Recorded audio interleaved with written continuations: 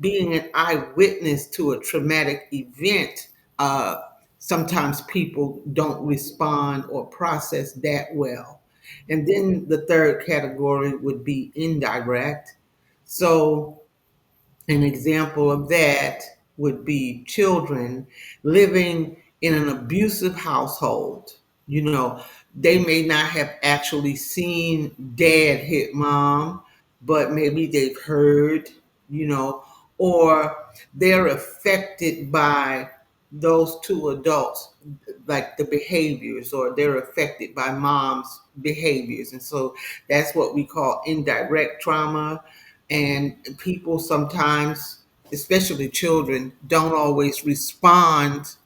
uh, don't always respond well to those levels of trauma. So that's how trauma is basically broken down. There's not really one that's worse than the other. It just it just gives you an idea of the variant or variances of the different kinds of trauma, and that's important to know when you're the person or the practitioner that's providing traumatic informed care, because these are the kind of questions or kinds of things that you would need to know. You know, were you in the house? Did you see something? Or did you hear something?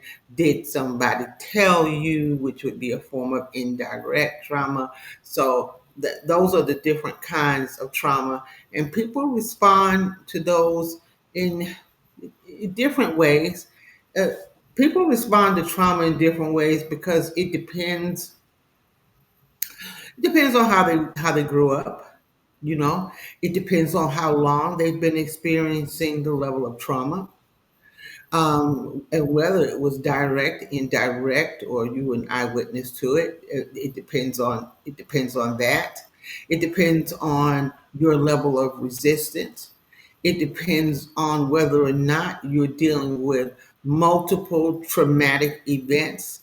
You know, you've heard people say, "I just can't, I just can't take a break." Uh, Looks like one thing is happening to me right after the other, that kind of thing. So what they're talking about is they're